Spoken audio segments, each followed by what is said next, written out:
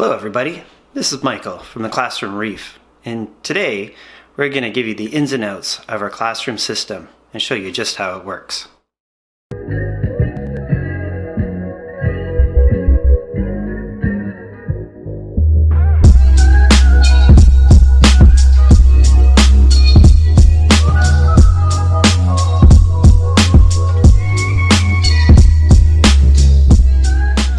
As you can see, we've been growing a lot of different corals in our main display tank here.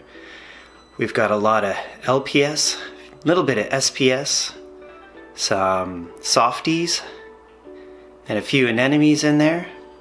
Coming in closer here, you can see our zoanthid population. We've got about 6 different kinds of zoanthids here. Very pretty. There's some rostas there. We've got some sunny D's, and there's a nice big Flavia that we've been growing there. It's coming together really nice. We've got some star polyps, and you can see we've got some interesting macroalgae. That is banana macroalgae. We've got some Kenya tree, and there's absolutely beautiful finger leather here. And you can see our hawkfish there chilling out, looking for a snack that might come by. That's one of the kids' favorite fish.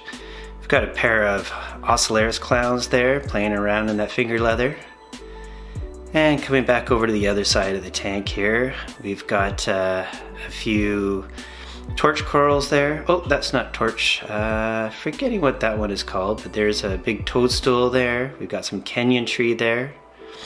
There's another toadstool there. This is the opposite side of the tank. This is a peninsula tank, so it can be viewed on 2 sides. Trumpet corals, that's what they are. A few trumpet corals. We've got some rostas, or some rhodactis mushrooms in there. And then we have this gigantic frog spawn here. It's probably got about 20, maybe 30 heads on it. And there's a different variety of frog spawn there. Some hammer corals. So it's coming along really nicely. We've been really quite happy with how this tank now. The lights just came on about 45 minutes ago, so everything hasn't fully opened up. There's our tomato clown. He's chilling out, having some fun in those anemones there. I've actually had this tomato clown for about 15 years now, so he's been a long-term member of the Aqualab. One of the things I really like about this aquarium is the fact that you can see right through it. So it gives a really nice visual. There's our hawkfish again. Tomato clown. The kids really like naming the different fish in this aquarium. And we've got yellowtail. We've got a few wrasses in there. Now that we've got a chance to take a look at the main display tank, let's go down and take a look at how the underside works. So this is a refugium. We've also got, well, I guess it's the main sump. We've got a reef octopus skimmer in there. And if we're moving over, this is our freshwater tank. This actually feeds 2 systems. That's why we got such a large reservoir here. You can see our dosing pump up there in the corner. And this is the other side, which is nice about this sump, is we can access it from both sides. So there's the skimmer again.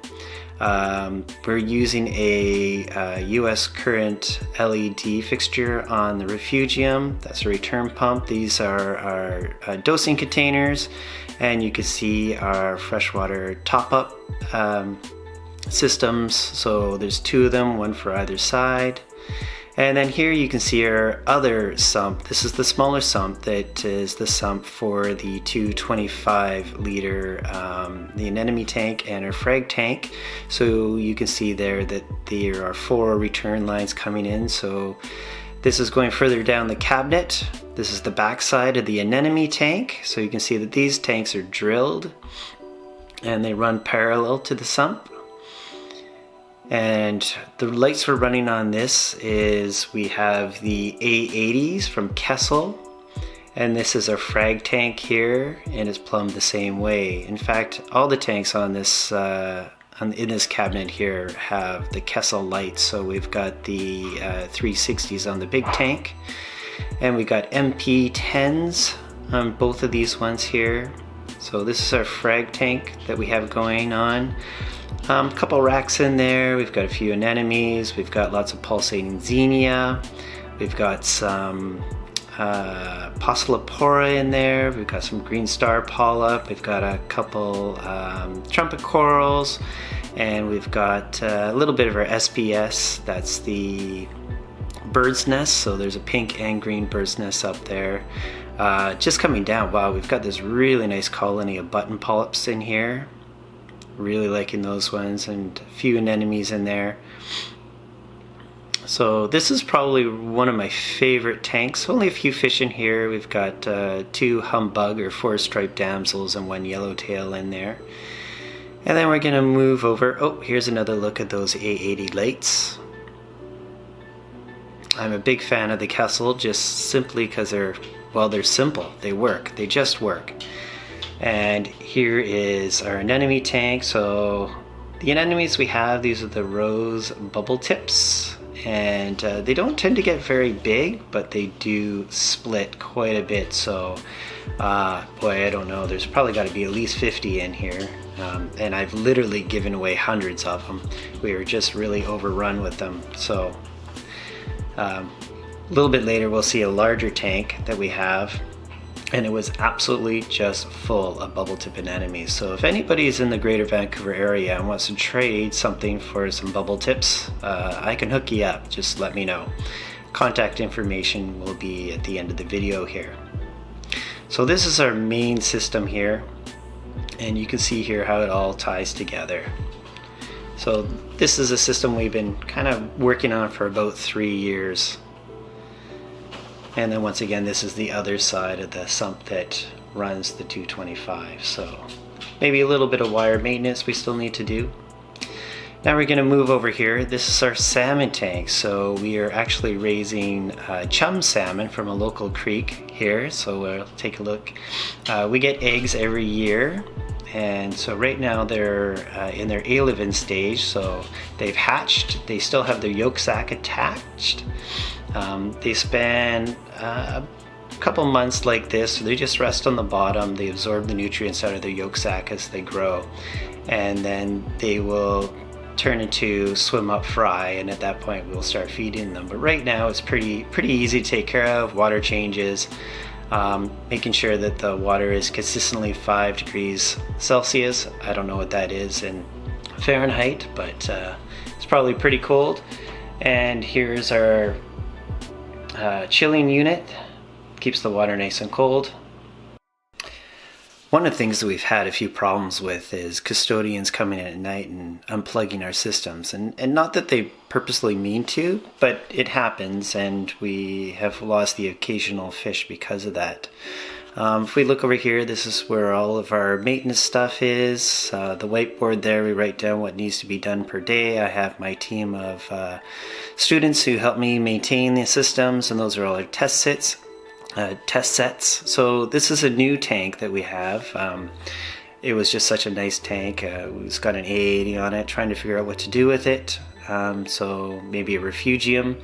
And this is the last of our tanks. This is our newest one. This is a donation from a Reef member, so that's a local forum here in Canada.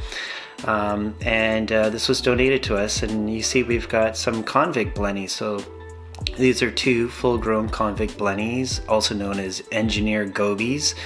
Funny enough that they're not a goby or a blenny, but a species all their own. Look very similar to an eel, but have a head kind of like a goby on it, but the body is very much eel-like, and have a pattern that's quite a bit like a snowflake eel.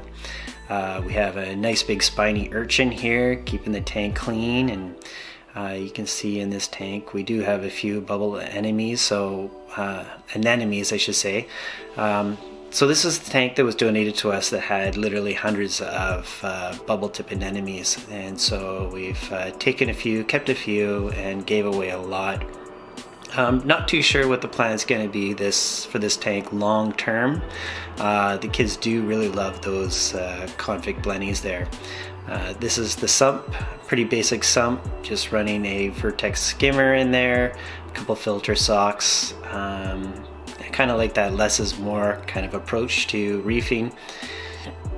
And here's our freshwater top off. So not much going on in here. I think maybe that other aquarium that is empty will become a kind of a display refugium for that. So here's another look at those convict blennies.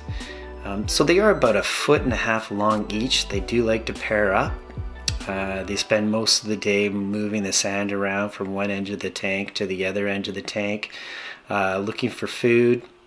I use a mixture of some very fine grained sand in here with the larger rocks to give it kind of a nice consistency that they really like. And it's quite thick. Part of the reason for the thickness of the sand in here is we get a lot of the red worms living in there that these guys like to eat as they're sifting through the sand, so they get a lot of nutrients out of those. So for aesthetics and also because it serves a purpose. So these are some really interesting guys, and when they do come out and swim around, they're quite spectacular to watch. But honestly, they're a little camera shy, so they tend to just be tucked away. So here you can see the thickness of the sand bed and all of the life that's growing in there. And like I said, it's good nutrients for those convict blennies to sift through and feed off of. Other than that, I'm just feeding them some pellets, shrimp pellets that they've been raised on. They were raised from tiny 1-inch little babies to what they are now. So yeah, they're some pretty cool animals, but this tank has a lot of work. Not too sure what the end result is. So thank you very much for joining us on a tour around the Aqualab here, and I think I'll probably just end this video with some nice shots of different things around the aquarium. So enjoy, and until next time, we'll see you again at the Classroom Reef. Bye bye.